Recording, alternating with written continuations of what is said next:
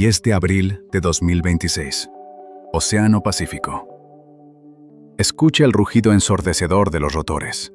Los helicópteros Sikorsky de la Marina de los Estados Unidos cortan el aire salado mientras orbitan sobre una cápsula de titanio con el blindaje exterior carbonizado. Las olas golpean el metal oscuro de la nave Orión. El mundo entero está paralizado frente a sus pantallas. El presidente de la nación aplaude desde una sala de conferencias inundada de cámaras y flashes. Las redes sociales estallan en un júbilo desenfrenado. Lágrimas, abrazos. El hombre ha regresado de la cara oculta de la luna. Los héroes han sobrevivido al fuego del reingreso atmosférico a 40.000 kilómetros por hora. Es la imagen del triunfo absoluto. Es el final de un capítulo glorioso y el comienzo de una nueva era dorada para la humanidad. Pero quiero que hagas algo. Apaga ese ruido. Borra las sonrisas de los políticos. Elimina la música triunfal. Mientras el mundo entero miraba cómo los médicos sacaban a 4 astronautas exhaustos para subirlos a las camillas de evacuación, un técnico de la NASA, enfundado en un traje hermético de bioseguridad, bajaba por la escotilla de la cápsula humeante. No le importaban los héroes. No le importaban los aplausos. Sus manos, temblando ligeramente bajo la gruesa capa de nitrilo, desenroscaron un panel de seguridad oculto bajo el asiento del comandante. Con un movimiento seco, extrajo el verdadero tesoro de la misión Artemis II, un bloque de discos ópticos de estado sólido. 122 gigabytes. 122 gigabytes de datos crudos, escaneos láser de alta frecuencia, mapas térmicos y telemetría topográfica sin censurar del polo sur lunar. El lugar exacto, la coordenada precisa, donde la próxima tripulación, la misión Artemis III, tiene ordenado aterrizar en 2028. Ese pequeño bloque de metal frío contenía el futuro de la exploración espacial. El técnico lo guardó en una caja sellada y fue escoltado por guardias armados hasta un helicóptero independiente. 12 horas más tarde. Centro de control de misión en Houston, sótano 3. Arriba en las oficinas de relaciones públicas, el champán sigue fluyendo. Abajo, en una sala de servidores sin ventanas, donde el aire acondicionado zumba con una monotonía de morgue y el olor a café quemado se mezcla con la electricidad estática de las supercomputadoras, la fiesta ha muerto. Un equipo de los mejores geólogos planetarios e ingenieros de dinámica de vuelo está de pie frente a una pared de monitores curvos. Nadie habla. Nadie respira. El silencio es tan espeso que casi te aplasta el pecho. Acaban de desencriptar los 122 gigabytes. Acaban de abrir los ojos de la humanidad a la realidad del Polo Sur. Durante décadas nos vendieron una mentira. Nos mostraron los videos granulados en blanco y negro de Neil Armstrong dando saltitos sobre el mar de la tranquilidad. Paisajes planos, polvo gris y suave. Un desierto inofensivo iluminado por un sol eterno. Pero el polo sur de la luna no es el mar de la tranquilidad. Lo que esos discos duros acaban de vomitar en las pantallas de la NASA es una carnicería geológica. Una trampa sádica diseñada por el universo para triturar cualquier cosa que intente posarse sobre ella. El ordenador central comienza a procesar la primera capa de datos de radar. Los sensores de penetración profunda de la cápsula Orión barren el fondo del cráter Shackleton. En la pantalla, manchas de color azul y violeta vibrante comienzan a florecer en medio de la oscuridad absoluta del mapa topográfico. Hielo. Toneladas métricas de hielo de agua pura, ocultas en el abismo. El recurso más valioso del sistema solar. Oxígeno para respirar. Hidrógeno para fabricar combustible de cohete. La clave definitiva para llegar a Marte. Por un instante, una exhalación colectiva recorre la sala. Los ingenieros se miran a los ojos. El botín está ahí. Es real. Sí, el hielo está sepultado en el fondo de un cráter donde la luz del sol no ha tocado la roca en 2000 millones de años. En una oscuridad que devora los fotones. Pero eso es solo un problema logístico. Podemos manejarlo, murmura el jefe de diseño de SpaceX, rompiendo el silencio. La nave Starship aterrizará en el borde iluminado del cráter. Construiremos un sistema de cabrestantes mecánicos, una especie de ascensor industrial anclado a la escotilla. Los astronautas descenderán al fondo del abismo colgados de un cable de polímero avanzado. Tomarán el hielo y subirán. Es una solución elegante, limpia. El alivio baña la habitación. La tensión en los hombros de los directores de misión cede. El plan sigue vivo. Podemos extraer el oro cósmico usando la gravedad a nuestro favor. Un simple ascensor hacia la oscuridad. Pero el servidor cuántico sigue masticando datos. La barra de progreso de la segunda capa de información, la telemetría láser LIDAR de alta resolución, alcanza el 100%. La imagen en la pantalla principal hace un zoom violento hacia el fondo del cráter. La resolución pasa de kilómetros a metros y luego a centímetros. El alivio desaparece como humo en el vacío. El suelo del cráter no es una pista de patinaje sobre hielo. La pantalla muestra un paisaje fracturado, enfermo de viruela cósmica. La superficie está llena de agujeros, socavones irregulares, rocas afiladas incrustadas en el suelo como dientes rotos. Un rover, con sus 6 ruedas de titanio, no duraría ni 10 metros aquí. Los ejes se quebrarían. Las suspensiones estallarían bajo la tensión de un terreno que parece haber sido masticado y escupido por un dios enfurecido. La sala vuelve a sumirse en el frío. Un ingeniero de traje espacial se cruza de brazos, frunciendo el ceño hasta que las cejas casi le tapan los ojos. Mira el terreno infernal y tras unos segundos de cálculo mental, asiente lentamente. «Descartamos los rovers», dice con voz grave. Modificaremos los trajes de movilidad extravehicular. Les daremos mochilas propulsoras, sistemas de salto a gas frío. Si no pueden rodar, caminarán. Si no pueden caminar, volarán a ras de suelo. Son los mejores pilotos del mundo. Su entrenamiento cubrirá la diferencia. Superarán el terreno escarpado. De nuevo, la mente humana racionaliza la amenaza. Modifican las variables. Encuentran el parche. La esperanza vuelve a encenderse, parpadeante pero viva. Es solo un terreno difícil. Nada que la audacia y la adrenalina de un astronauta de élite no pueda sortear. Al fin y al cabo, para eso se les paga. Para eso se juegan la vida. Pero la computadora aún no ha terminado. La última capa de datos entra en el sistema. Es la reconstrucción tridimensional. El escaneo fotogramétrico que la cámara hiperespectral de Orión tomó al rasar el terminador lunar, capturando las sombras exactas que proyecta el hielo en el vacío. La supercomputadora de la NASA cruje. Los ventiladores rugen. La pantalla central parpadea y renderiza el modelo físico real de lo que hay allá abajo, en el fondo del cráter donde Artemis 3 tiene ordenado descender. El silencio que sigue a esa imagen no es un silencio de trabajo. Es el silencio de un cementerio. Nadie dice nada sobre ascensores. Nadie menciona mochilas propulsoras. El director de vuelo se deja caer en su silla de cuero, sintiendo que el estómago se le hunde hasta los talones. Un sudor frío, helado y pegajoso le brota en la línea del cabello. Lo que la pantalla muestra no es un suelo irregular, no es un terreno difícil. Debido a que en la Luna no hay atmósfera, el hielo que ha estado atrapado allí durante eones no se derrite, se sublima. Pasa directamente de sólido a gas debido al vacío implacable. Y al hacerlo bajo ángulos de temperatura extremos, el hielo no se asienta de forma plana. El hielo se esculpe a sí mismo. A través de un proceso físico aterrador, la supresión del vacío ha formado lo que los glaciólogos terrestres conocen como penitentes o calgasporas, pero a una escala demoníaca. El fondo del cráter, la zona de aterrizaje, está cubierto por un bosque inabarcable de monolitos de hielo sólido. Agujas dentadas, afiladas como hojas de bisturí, que se elevan desde el suelo hacia la nada. No miden 1 metro, miden 15 metros de altura.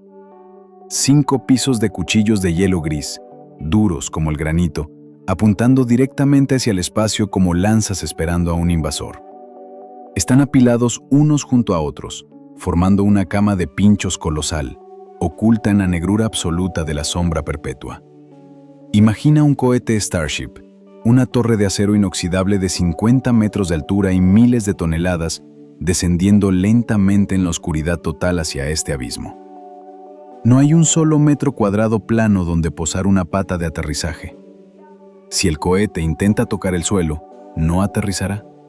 Será empalado.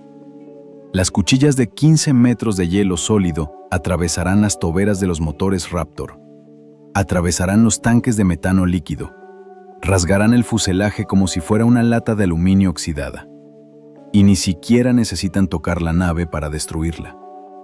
En el segundo en que el chorro de plasma del motor de descenso a 3000 grados golpee ese bosque de cuchillos, el choque térmico hará que el hielo estalle.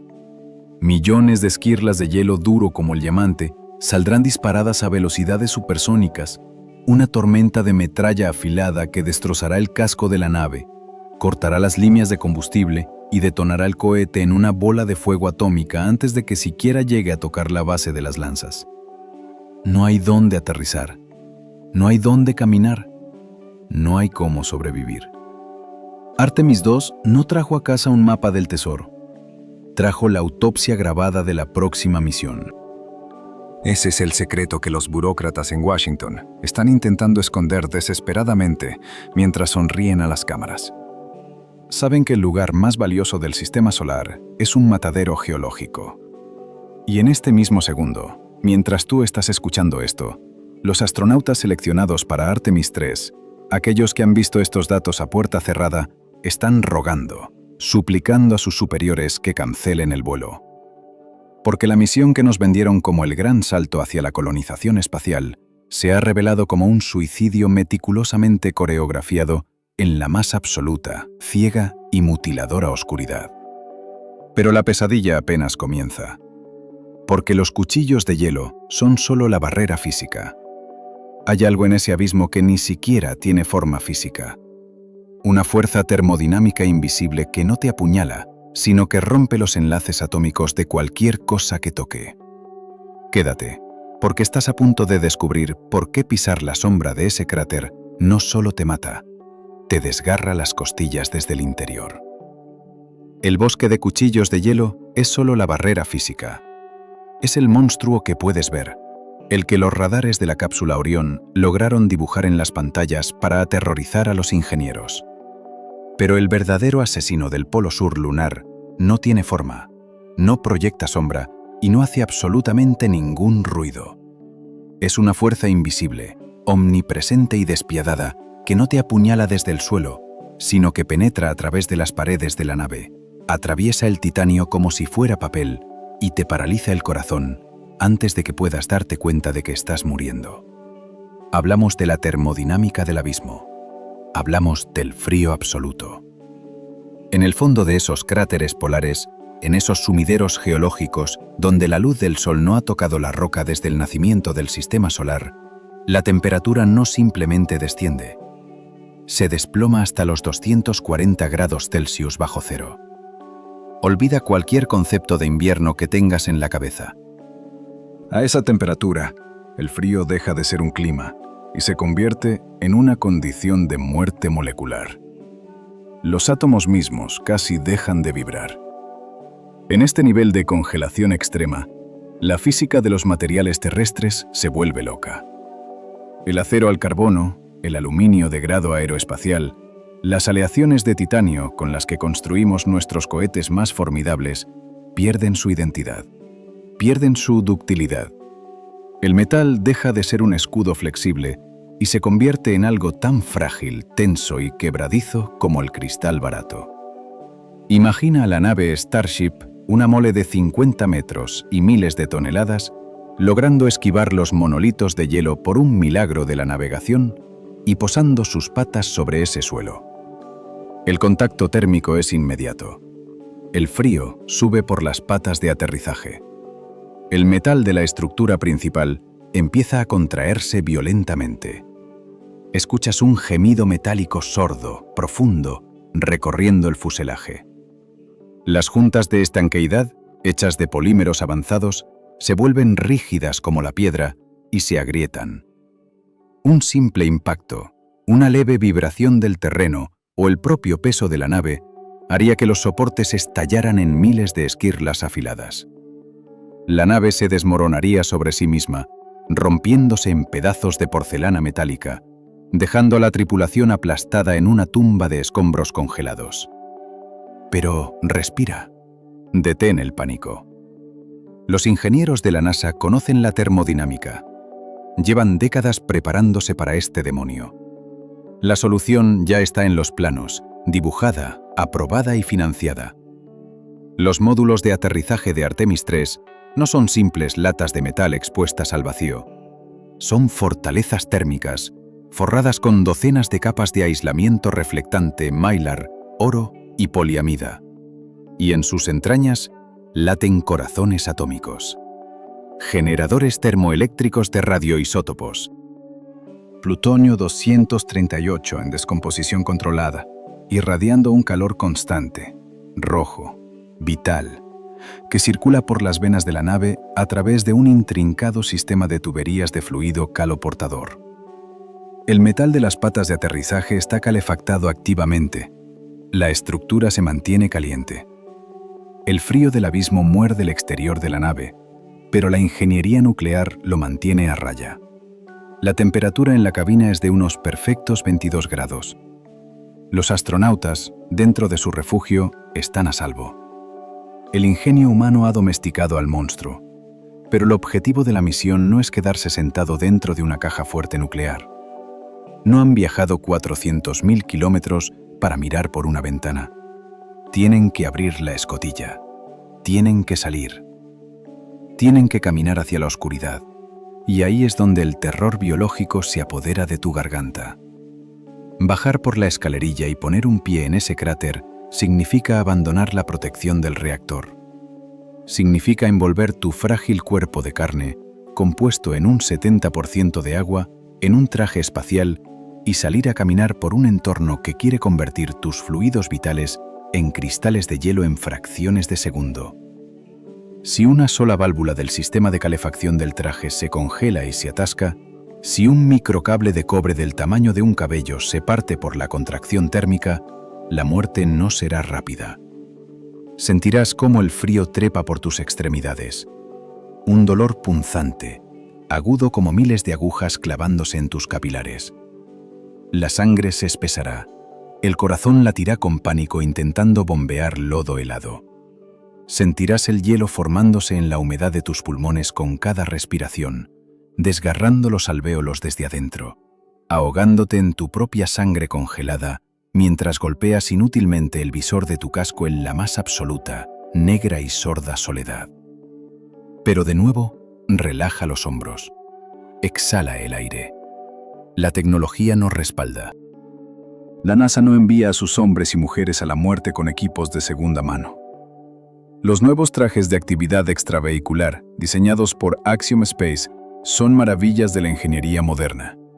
No son simple ropa, son naves espaciales con forma humana.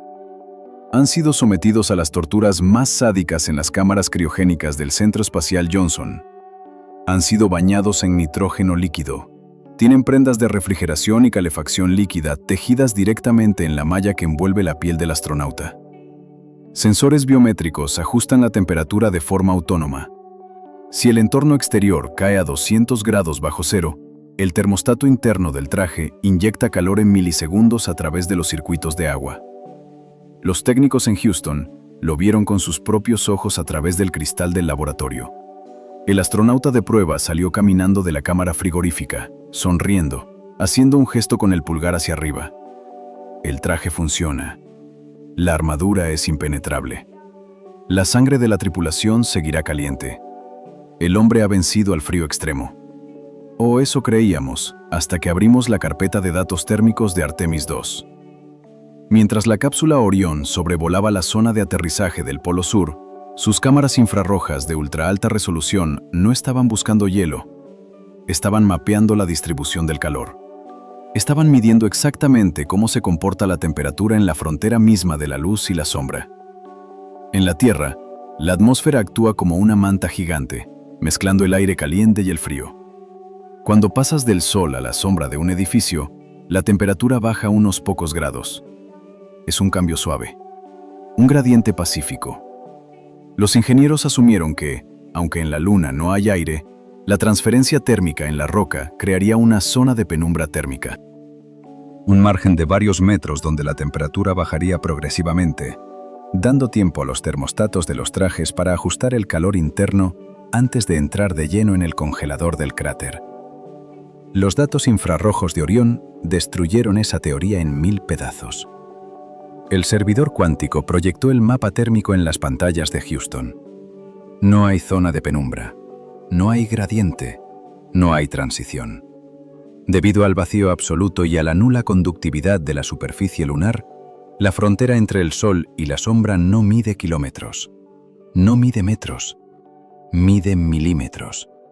Es una guillotina invisible trazada en el polvo. De un lado de esa línea imaginaria, en los picos de luz eterna, el Sol impacta sin el filtro de una atmósfera. La temperatura de la roca y del polvo hierve a 120 grados Celsius positivos. Un calor abrasador que derretiría el plástico. A 1 milímetro de distancia, justo donde empieza la sombra negra del cráter, la temperatura se desploma instantáneamente a 240 grados bajo cero. 360 grados de diferencia térmica separados por el grosor de una hoja de papel. La computadora médica de la NASA cruzó este dato con las especificaciones estructurales de los trajes Axiom. El resultado fue una simulación de horror corporal que dejó a los directores de misión sin aliento. Imagina la escena real. Artemis 3. El astronauta desciende del módulo. Camina por la zona iluminada, sudando ligeramente dentro de su traje, mientras el sistema de refrigeración bombea agua helada para evitar que muera de hipertermia por los 120 grados del Sol. Se acerca al borde del cráter en busca de hielo. Frente a él, una pared de oscuridad absoluta. Da un paso. Su pierna derecha entra en la sombra eterna. Su pierna izquierda y la mitad de su torso permanecen bajo la luz del Sol. Un pie en el horno. El otro pie en el nitrógeno líquido. El traje Axiom, compuesto de Kevlar, teflón, mylar y policarbonato, no puede desafiar las leyes de la física a nivel subatómico. La mitad derecha de su traje, sumergida en los menos 240 grados, sufre una contracción criogénica extrema e inmediata. Los hilos se tensan. El material se vuelve rígido y quebradizo como el cristal. Al mismo tiempo, la mitad izquierda de su traje, bañada en los 120 grados solares, está en plena expansión térmica, dilatándose, estirándose, blanda y flexible. El cuerpo del astronauta se convierte en el epicentro de una fuerza de desgarro tectónica. 200 grados positivos tirando hacia un lado, 200 grados negativos contrayendo hacia el otro. El termostato de la mochila de soporte vital entra en pánico, intentando enviar agua hirviendo a la pierna derecha y agua helada a la pierna izquierda, pero la física mecánica se la adelanta. Ningún tejido creado por el hombre puede soportar una tensión diferencial de casi 400 grados en el mismo milímetro de costura. Las fibras de Kevlar no se desgastan. Grita el material. Un crujido seco, sordo, inaudible en el vacío, pero que el astronauta sentirá vibrar directamente en sus huesos.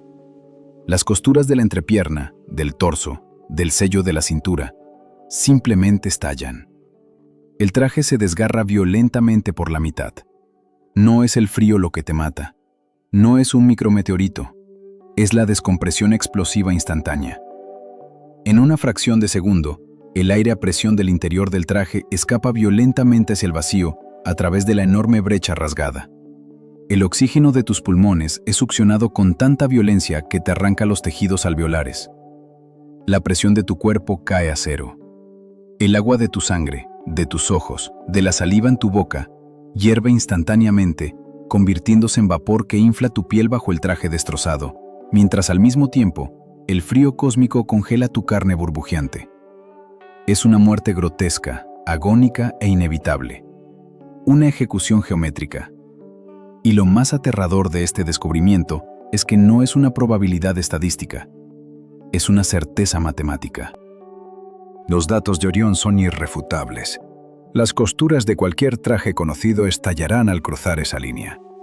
La NASA acaba de descubrir que los bordes de los cráteres del Polo Sur no son puertas hacia el recurso más valioso del sistema solar. Son trampas mortales. Guillotinas de temperatura listas para partir por la mitad, literalmente, a cualquier ser humano que intente caminar del Sol a la sombra. Y Artemis 3, con sus fechas marcadas en rojo por el gobierno, sigue programada para obligar a 2 personas a caminar exactamente hacia esa misma línea. El espacio es un océano de silencio, pero hay 2 tipos de silencio. Está el silencio de la paz, el de una habitación a oscuras cuando el mundo duerme, un silencio que te envuelve y te permite respirar. Y luego está el silencio del vacío, un silencio denso, sólido, un mutismo físico que ejerce presión contra tus tímpanos, que te aplasta los pulmones, que te recuerda con cada latido de tu corazón que estás en un lugar donde las ondas sonoras no tienen permiso para existir. En la Tierra, si te rompes una pierna en la montaña más remota, puedes gritar. El aire transportará tu dolor. Alguien, a lo lejos, podría escucharte.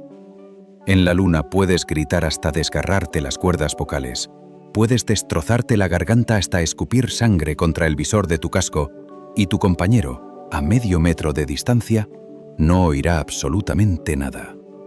Tu vida, tu cordura y tu rescate dependen de un hilo invisible de ondas electromagnéticas, de una señal de radio. Y el Polo Sur lunar acaba de revelar, gracias a los discos duros de Artemis 2, que está diseñado específicamente para cortar ese hilo con unas tijeras cósmicas. Imagina la geografía del Polo Sur. No estás en las llanuras ecuatoriales del Apolo, donde la Tierra cuelga inmensa en el cenit del cielo, un faro azul y blanco que siempre te mira directamente desde arriba. En el Polo Sur, la Tierra está en el horizonte. Está baja. Apenas asoma por encima del escarpado paisaje lunar. Las ondas de radio, las comunicaciones de las que depende tu vida, viajan en línea recta.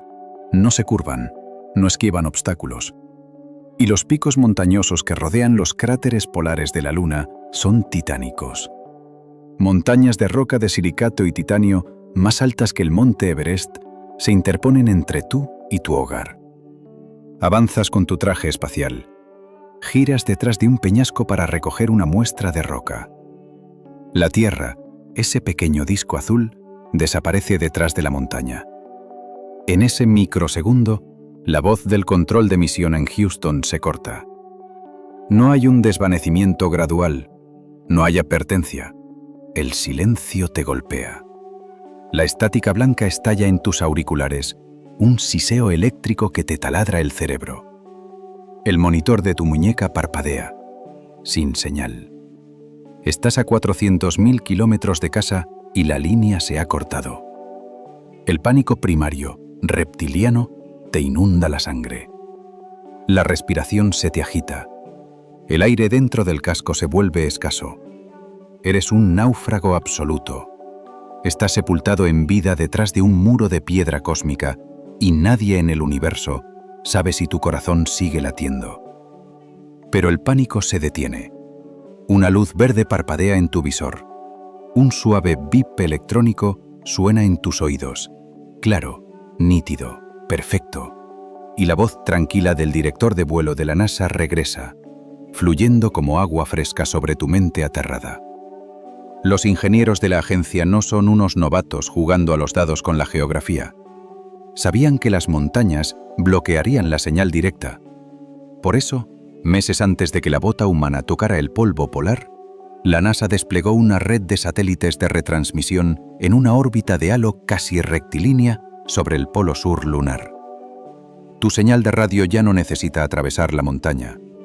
Dispara hacia arriba, hacia el cielo negro, impacta en el satélite que orbita sobre tu cabeza y rebota limpiamente hacia las antenas parabólicas en la Tierra. Es un triángulo geométrico impecable. El cordón umbilical digital se ha restablecido. La red de seguridad está en su lugar. No importa detrás de qué roca te escondas, el satélite siempre te estará mirando desde las alturas, velando por ti, asegurando que cada respiración, quede registrada en los servidores de Houston.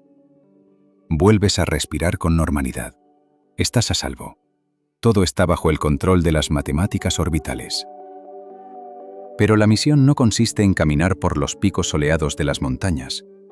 Artemis 3 no va a la Luna para pasear por las crestas iluminadas. Vas por el hielo. Y el hielo está abajo. Tienes que descender. Te acercas al borde del cráter Shackleton. Es un sumidero geológico.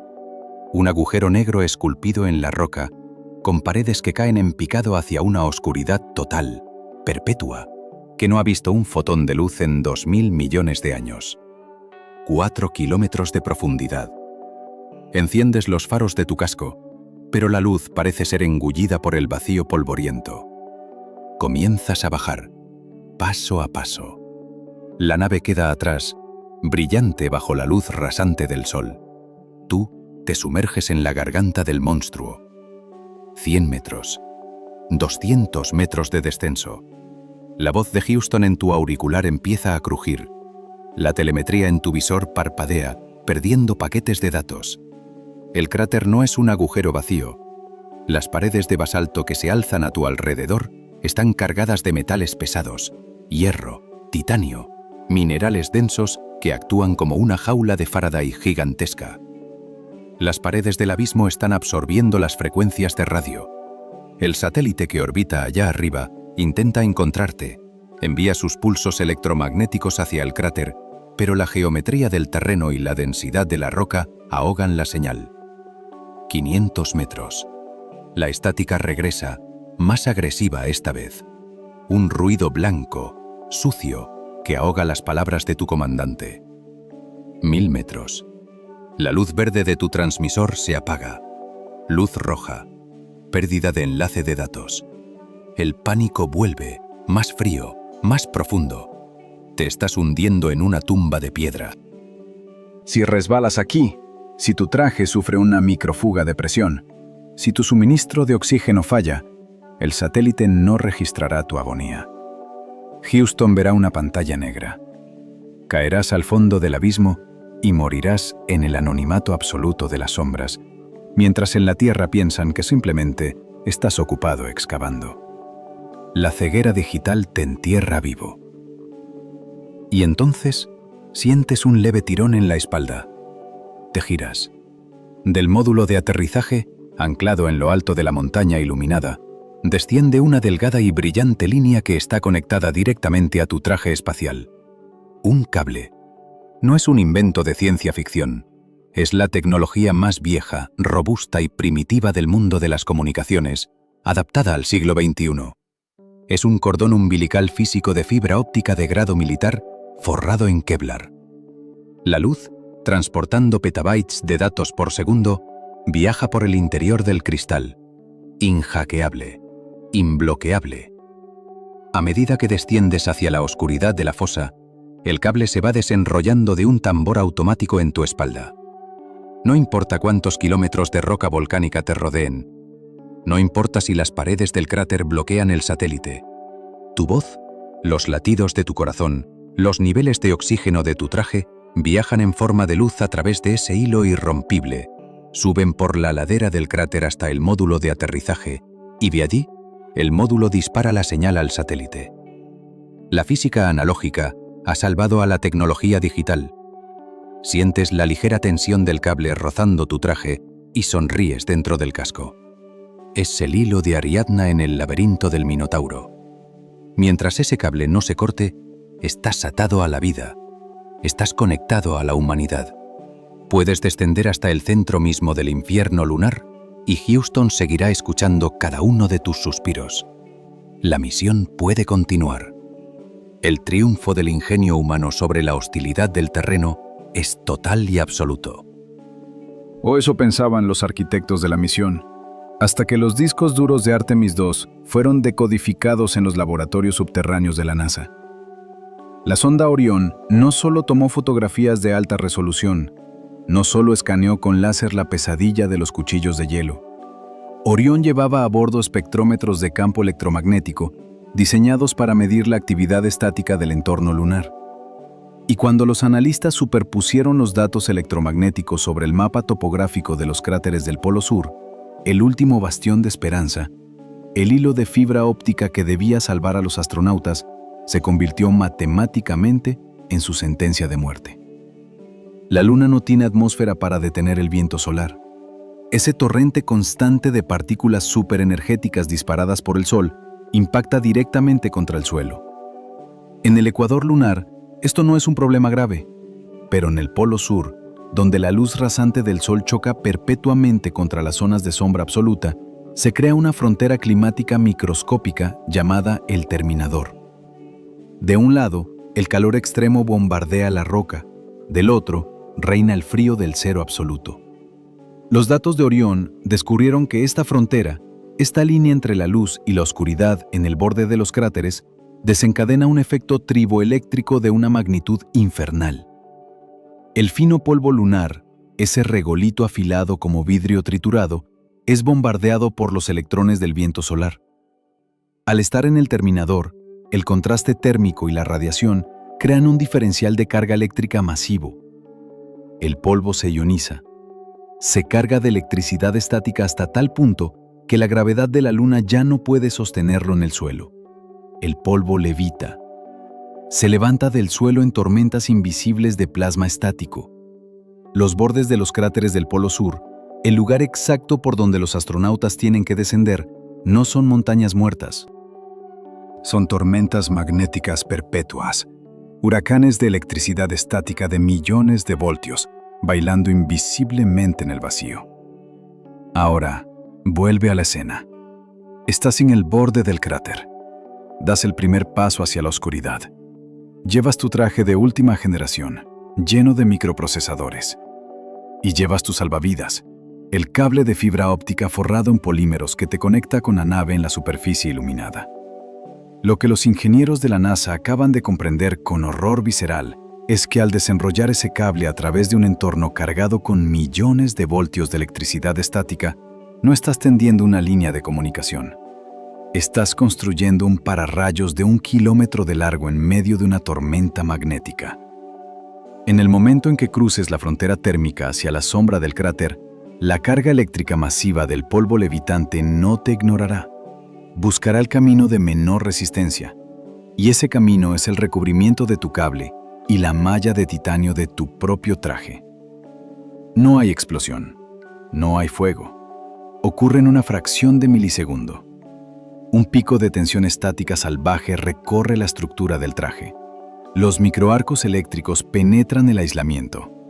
El pulso electromagnético fría instantáneamente los transceptores digitales de la radio. Quema las placas base de los sistemas de telemetría. Funde los relés ópticos del cable umbilical. Tu visor HUD, que hace un segundo mostraba tus niveles de oxígeno en un verde brillante, se apaga.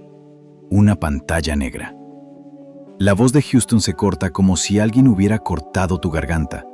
Un pitido ensordecedor de retroalimentación estática te perfora el tímpano. Un aullido eléctrico que dura un segundo antes de que los altavoces de tu casco mueran definitivamente por la sobrecarga. Los faros LED de tu casco parpadean 2 veces y estallan. La ceguera total te envuelve. Estás en el fondo de un abismo a 240 grados bajo cero. Has perdido toda comunicación por cable y por satélite. Tu traje está eléctricamente muerto. Das un paso atrás, impulsado por el pánico ciego. Tropiezas en la oscuridad absoluta. Pierdes el equilibrio. Tu cuerpo cae pesadamente hacia atrás en el vacío silencioso. Y tu espalda, envuelta en la oscuridad perpetua, choca brutalmente contra el bosque de cuchillos de hielo. Una lanza sólida de agua congelada, afilada por la sublimación y dura como el acero templado, perfora la fibra de Kevlar de tu traje, penetrando tu espina dorsal. Abres la boca para gritar, pero el oxígeno se escapa a chorros de tu casco destrozado en una neblina de cristales blancos.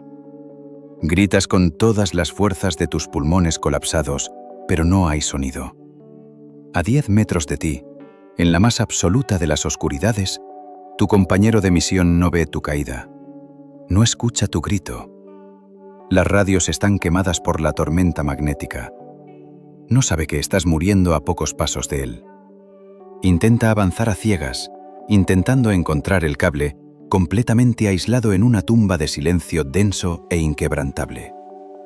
Y arriba, a casi 400.000 kilómetros de distancia, en la brillante y segura sala de control de Houston, la enorme pantalla de telemetría principal simplemente se queda en negro. No hay alarmas de descompresión, no hay luces rojas de pérdida de oxígeno, porque el sistema eléctrico de la nave murió antes de poder enviar la advertencia. Los ingenieros golpean los teclados, reinician los servidores, llaman a través de los satélites. Estática. Silencio blanco. Nadie sabrá jamás qué ocurrió en el fondo de ese abismo. Nunca sabrán si murieron de frío, si fueron empalados por el hielo o si simplemente se perdieron en la negrura hasta asfixiarse. El polo sur de la Luna no es una mina de recursos. Es un agujero negro magnético diseñado para tragar máquinas y borrar vidas. Es el lugar más silencioso del universo. Y la NASA, con los datos de Artemis II sobre la mesa, sabe ahora con una certeza matemática absoluta que cualquier astronauta que descienda en esa fosa está firmando su propia acta de defunción electromagnética. Han encontrado el hielo, sí, pero el peaje para extraerlo es ser enterrado vivo en la oscuridad total, sin que nadie en la Tierra pueda siquiera escuchar tu último aliento. Olvida el hielo por un momento. Olvida el frío que quiebra el acero. Olvida el polvo cargado de electricidad estática y olvida las cuchillas de agua congelada. El archivo más perturbador que los técnicos de la NASA extrajeron de los discos duros de la cápsula Orión no estaba en la carpeta de topografía láser. Estaba encriptado, protegido por un nivel de seguridad militar, bajo el sello del Departamento de Medicina Aeroespacial. No eran fotos de rocas, eran registros biométricos. Era la grabación exacta, latido a latido, onda cerebral a onda cerebral, de lo que le ocurre a la psique humana cuando se enfrenta a la nada absoluta. Y lo que esos datos demostraron no es un fallo mecánico, es un fallo evolutivo. Retrocedamos al momento exacto en que la cápsula Orión cruzó el umbral hacia la cara oculta de la Luna. 45 minutos de aislamiento total. El apagón de comunicaciones, la estática blanca, sucia y áspera, muerde los oídos de la tripulación. Houston ha desaparecido. La Tierra ha sido borrada del universo. 4 personas están atrapadas en una lata de titanio de 9 metros cúbicos, a 400.000 kilómetros de cualquier posibilidad de rescate. En las pantallas de los servidores médicos de la NASA, las gráficas se disparan. El monitor cardíaco del comandante Reed Wiseman pasa de 70 a 110, 130 pulsaciones por minuto. El sudor frío perla su frente, empapando el interior de su traje. El aire reciclado, que antes olía a tecnología estéril, ahora huele a miedo animal, pánico puro. La claustrofobia deja de ser un concepto y se convierte en una presión física, real, que le aplasta el esternón. Las paredes grises de la cabina parecen cerrarse sobre él, estrechándose centímetro a centímetro. La oscuridad que hay al otro lado de los gruesos cristales de cuarzo ya no es un paisaje. Es una presencia asfixiante que presiona contra la nave, queriendo entrar, queriendo devorarlos. El terror primario, el instinto reptiliano de un primate que se da cuenta de que es la presa más aislada y vulnerable de todo el cosmos, inunda su torrente sanguíneo. Va a gritar. Va a romperse en pedazos allí mismo. Pero Wiseman cierra los ojos. Inhala profundamente. Llena sus pulmones con el aire viciado de la cabina. El entrenamiento de élite, forjado durante años en las centrifugadoras y simuladores de Houston, toma el mando. Exhala despacio. Levanta los párpados. La negrura sigue ahí, pero él ya no es su víctima. Flota lentamente hacia la pequeña ventana, empuña su cámara fotográfica y encuadra el horizonte desolado de la Luna. Clic. El sonido mecánico y suave del obturador rompe el hechizo del terror. Sus 3 compañeros, guiados por su calma artificial, lo siguen. Vuelven a sus consolas. Revisan las listas de verificación. Las gráficas médicas en la Tierra, que los registrarán horas más tarde, muestran la caída abrupta del pánico. 90 latidos. 80. 75. El monstruo ha vuelto a su jaula. La disciplina militar ha aplastado a la biología. El silencio de 45 minutos termina. La señal de radio regresa y Houston aplaude. Todo ha sido un éxito de resistencia mental. ¿O eso querían creer? Los analistas de comportamiento revisan la segunda capa de la telemetría, los datos que se registraron después de que la comunicación volviera. Las voces de los astronautas suenan firmes en la radio, bromean con el centro de control, reportan parámetros nominales. Pero en sus venas, el cortisol, la hormona del estrés tóxico, la huella química del terror prolongado, no ha bajado. Al contrario, se está estancando en niveles críticos. Están mirando por la escotilla. La Tierra ha vuelto a aparecer sobre el horizonte lunar. Pero ya no es el hogar brillante, inmenso y protector que prometen los poemas. Es una mota de polvo. Un píxel pálido, patético y absurdo suspendido en una oscuridad indiferente e infinita. Y en ese instante, el Overview Effect, el famoso efecto perspectiva, muestra su rostro más venenoso. No sienten amor universal. Sienten un nihilismo que los tritura desde dentro. Comprenden con una claridad química que les quema las neuronas que nada tiene sentido.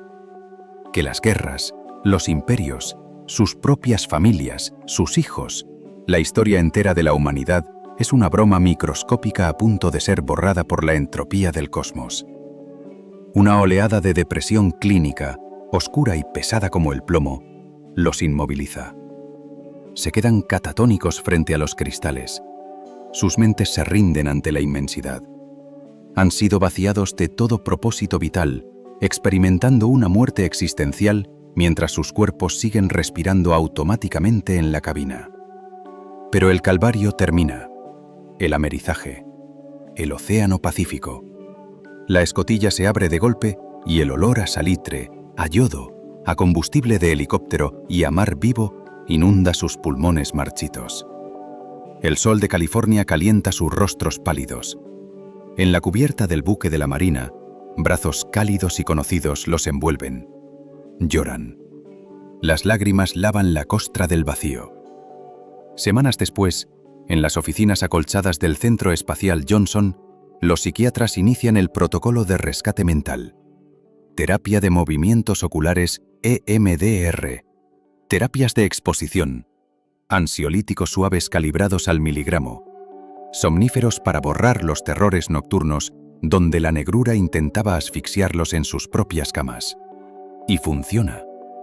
La química terrestre y el afecto humano sanan la fractura. Las sonrisas profesionales vuelven a brillar en las conferencias de prensa. Sus cerebros, anclados de nuevo a la gravedad y a la manada, se reconstruyen. La crisis ha sido desactivada. Son humanos otra vez, listos para el próximo capítulo. Pero en el ala de comportamiento predictivo de la NASA, el psiquiatra jefe no está sonriendo. Tiene la puerta de su despacho cerrada con llave. Acaba de volcar todos estos perfiles biométricos de Artemis II en el superordenador cuántico del departamento, ajustando las variables ambientales para cruzarlas con la topografía de la próxima misión. Ha configurado el simulador neurológico no para un vuelo orbital en una cápsula cálida con ventanas, sino para una caminata de superficie en el fondo del cráter Shackleton. Para Artemis III. Para el aterrizaje en el Polo Sur. Y la máquina acaba de imprimir una sentencia de muerte psiquiátrica. Artemis II fue un paseo por el parque comparado con el infierno sensorial que espera a los próximos humanos. Lo que va a destruir a los astronautas en el Polo Sur no es la falta de oxígeno, ni el frío del nitrógeno líquido, ni la radiación solar. Es la luz. O más exactamente, la forma antinatural, enfermiza y alienígena en que la luz se comporta allí abajo. En el polo sur de la Luna, el sol nunca se eleva en el cielo. Nunca hay mediodía. El Sol se arrastra eternamente por la línea del horizonte, rasando la superficie, apenas asomando como un faro cegador estancado en la distancia. Y debido a este ángulo muerto, los picos de las montañas proyectan sombras. Pero no son las sombras que conoce tu cerebro terrestre. Son sombras de decenas de kilómetros de largo, negras, densas, afiladas como agujas de ébano que se extienden por el polvo gris. Y aquí está la tortura neurológica que hará pedazos sus mentes. Esas sombras nunca se mueven. No hay amanecer, no hay anochecer, no hay atardecer, no hay paso del tiempo. El cerebro humano es un reloj biológico que lleva 3.000 millones de años de evolución estrictamente sincronizado con el movimiento dinámico de la luz solar. Nuestra cordura depende de que el sol salga, se eleve y se ponga.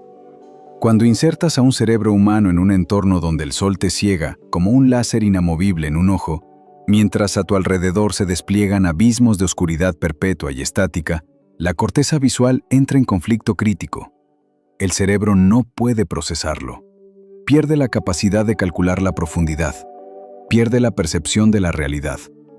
Añade a esta tortura visual el aislamiento acústico total de estar dentro del traje espacial Axiom.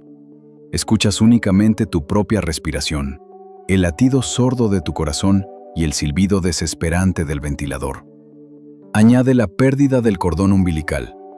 Recuerda la tormenta magnética que freirá los cables de comunicación. Sabes que estás aislado en el fondo de un pozo a 240 grados bajo cero. Añade la paranoia asfixiante y constante de saber que el más mínimo roce contra los cuchillos de hielo rasgará tu tejido y te matará por descompresión explosiva en segundos. El ordenador de la NASA termina el análisis. El porcentaje aparece en la pantalla parpadeando en un rojo letal. 87%. 87% de probabilidad estadística de psicosis aguda irreversible. Los astronautas de Artemis 3 no tendrán ataques de pánico que se puedan controlar cerrando los ojos.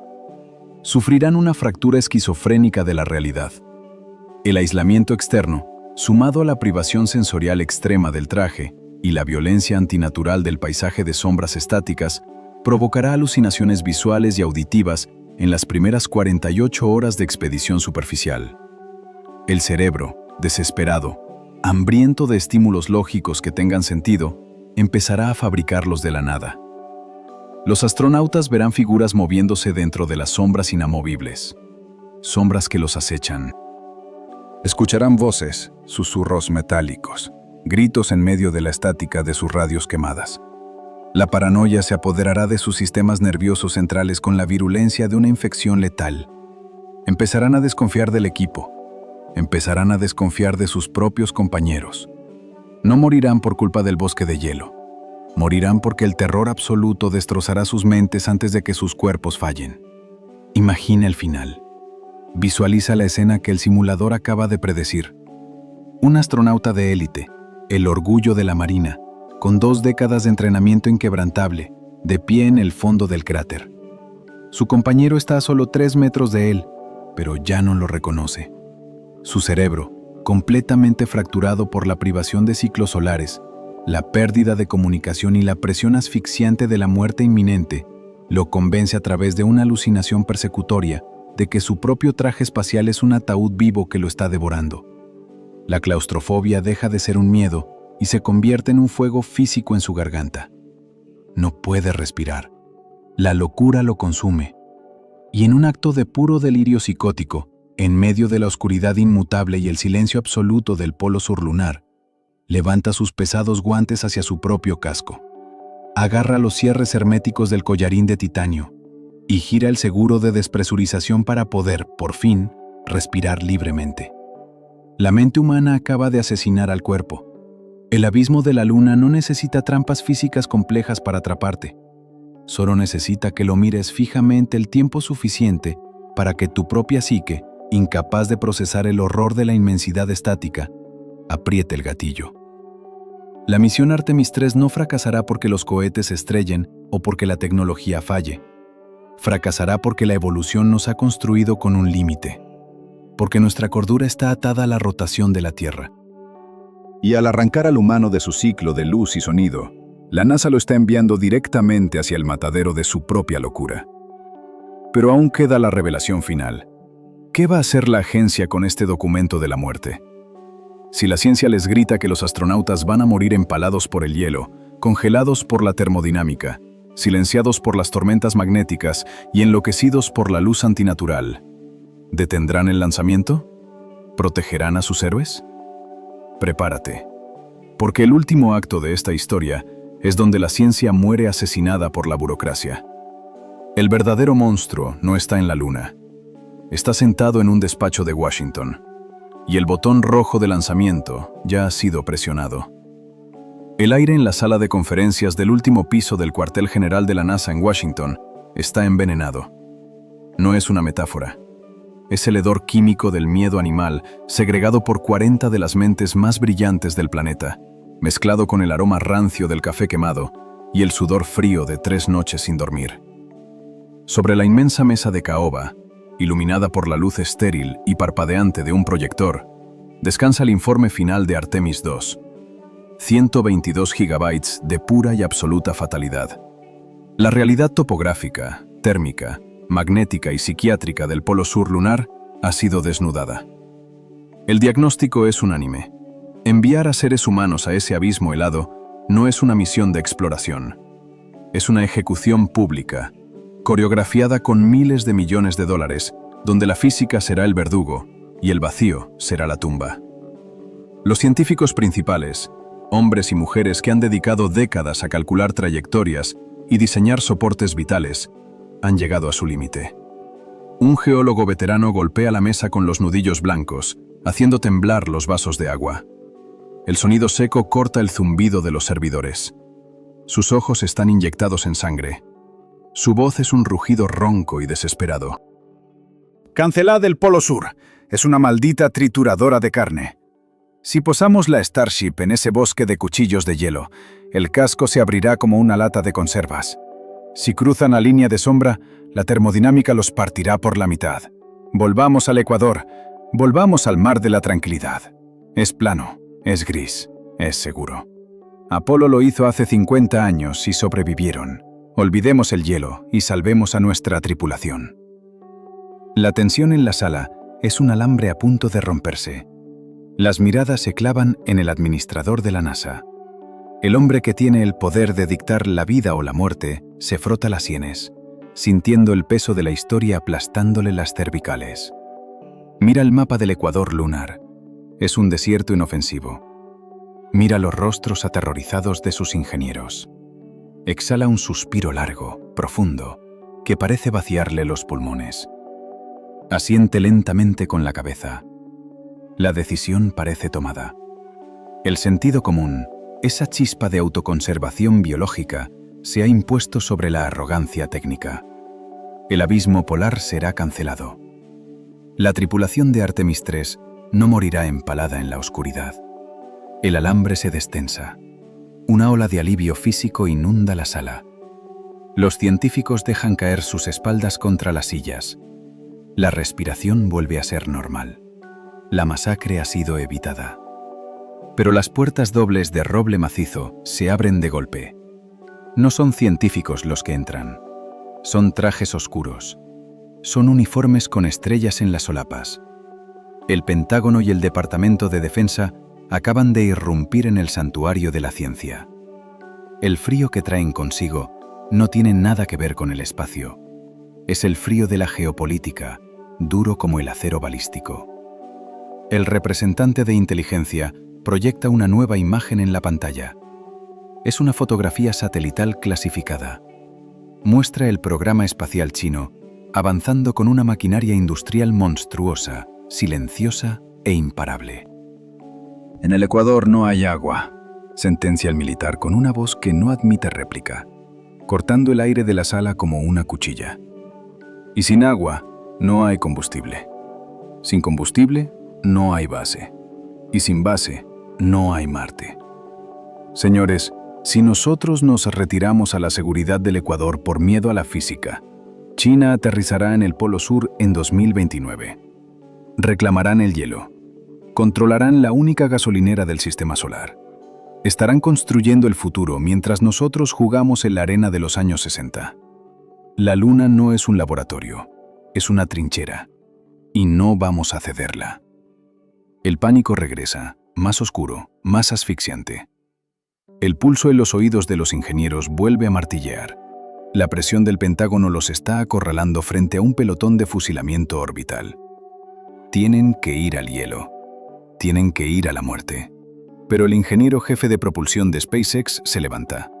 Su mente, entrenada para resolver lo imposible, lanza un salvavidas. «¡Robots!», exclama, con los ojos muy abiertos. «No enviaremos humanos a ciegas. Diseñaremos drones pesados, bulldóceres autónomos con orugas de titanio y reactores nucleares. Los enviaremos primero. Caerán en el cráter, usarán cargas térmicas y palas mecánicas para aplastar los penitentes de hielo. Nivelarán el terreno. Romperán los cuchillos. Construirán una plataforma de aterrizaje plana en medio de la oscuridad y colocarán balizas de navegación. Cuando la zona sea un aparcamiento estéril, entonces, y solo entonces, bajará la tripulación humana. Las máquinas asumirán el riesgo. Los humanos pisarán sobre seguro. El esquema se dibuja rápidamente en las pizarras digitales. Las matemáticas cuadran. La lógica industrial es perfecta. El Pentágono obtiene su agua y los científicos protegen a sus astronautas. La maquinaria pesada, sin alma, sin pulmones que congelar, recibirá el castigo del Polo Sur y allanará el camino. El nudo en el estómago de los directores de vuelo se deshace. El sudor frío se seca. Hay un murmullo de aprobación. Las sonrisas nerviosas regresan a los rostros demacrados. Han encontrado la salida del laberinto. Han engañado a la trampa mortal de la Luna mediante la fuerza bruta de la robótica. La misión Artemis 3 se salvará. La humanidad caminará sobre el hielo, pero lo hará sobre una alfombra roja de titanio aplastado. Pero la burocracia es un monstruo que no se alimenta de ideas, se alimenta de tiempo. El director de presupuestos y planificación se levanta de la esquina más oscura de la mesa. No tiene esquemas de cohetes, tiene hojas de cálculo, calendarios, proyecciones financieras. Pulsa un botón y la pantalla central cambia el modelo de los robots salvadores por una simple y brutal línea de tiempo. Diseñar un bulldozer nuclear autónomo desde cero, dice con una voz monótona, desprovista de cualquier empatía humana. Requiere fases de prueba térmica, algoritmos de navegación en sombra total y certificación de resistencia a la radiación. Luego hay que construir el cohete de carga para llevarlo.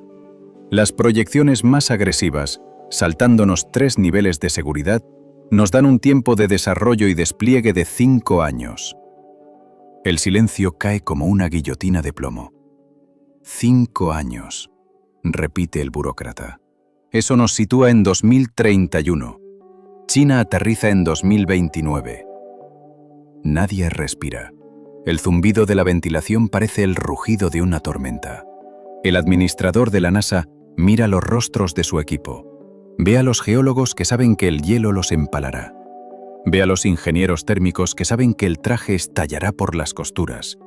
Ve a los psiquiatras que han calculado el 87% de probabilidad de un brote psicótico violento en la oscuridad estática del cráter.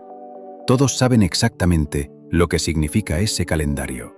Saben que la red de seguridad robótica, esa hermosa ilusión de titanio, acaba de ser desintegrada por el reloj de la geopolítica. El administrador alarga la mano. Sus dedos tocan la pesada carpeta de tapas rojas que contiene los 122 gigabytes de datos prohibidos de Artemis 2. La cruda, sádica y letal verdad del Polo Sur lunar. Las fotografías del bosque de cuchillos de hielo. Las lecturas del agujero negro magnético. El registro de la paranoia y el terror en las frecuencias cardíacas de sus mejores hombres. Con un movimiento lento, mecánico, el hombre más poderoso de la exploración espacial cierra la carpeta. El sonido del cartón golpeando la mesa es el sonido de una lápida cayendo sobre su fosa. No tenemos 5 años, dice el administrador. Su voz no tiembla. No hay piedad. No hay duda. Es la voz de la fría máquina del Estado. No hay rediseño de trayectoria. No hay vanguardia robótica. El calendario se mantiene. La misión Artemis 3 no se altera. Vamos a ir al Polo Sur en la fecha prevista, tal y como está. Enviaremos a la tripulación. El impacto de esas palabras destroza el alma de todos los presentes. No hay alivio. No hay parche de ingeniería. Acaban de tomar la decisión más monstruosa de la historia de la ciencia moderna. Han mirado directamente a los ojos del abismo más letal que el universo ha creado en nuestra vecindad galáctica. Han medido su capacidad de matar y han decidido lanzar carne humana directamente a sus fauces porque la política de las naciones no permite el lujo de la supervivencia. Artemis II no fue un triunfo. Artemis II fue el explorador que volvió del infierno con el mapa exacto de dónde se encontraban las llamas, rogando que nadie más fuera allí. Y en lugar de escuchar la advertencia, la NASA ha utilizado ese mapa para trazar la diana exacta del sacrificio. El éxito de los 4 astronautas que acaban de regresar a la Tierra no ha salvado a sus sucesores. Los ha condenado. Han demostrado que la nave puede llegar, y eso es todo lo que la burocracia necesita para justificar el asesinato legal de la próxima tripulación. Los ingenieros bajan la cabeza. Saben que a partir de mañana tendrán que mirar a los ojos a los pilotos de Artemis 3.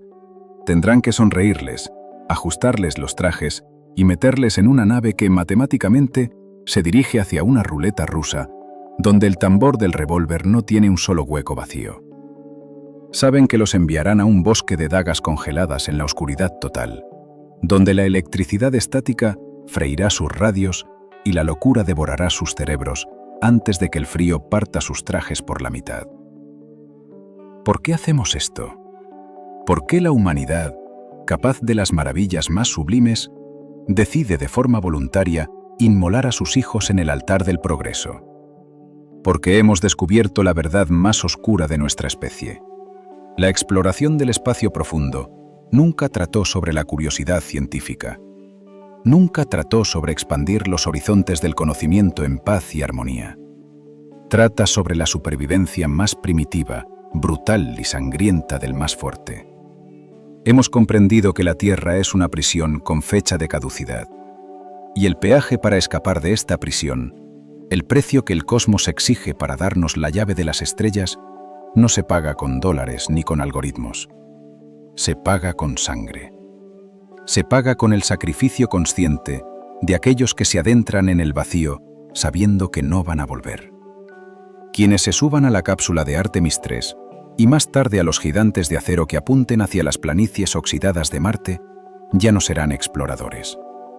No serán científicos tomando muestras de roca. Serán mártires. Serán espectros biológicos muertos en vida que aceptarán la ceguera, la locura, la desintegración celular y el frío absoluto de la tumba cósmica simplemente para clavar una bandera de propiedad antes que el enemigo. Artemis II no trajo de vuelta a 4 héroes. Trajo la confirmación absoluta de que el universo ha levantado un muro biológico de terror a nuestro alrededor.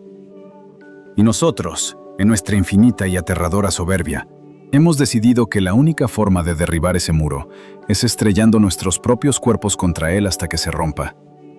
La carrera por la luna ya no es un sueño de la humanidad, es un corredor de la muerte. Y la cuenta atrás para la próxima ejecución ya ha comenzado.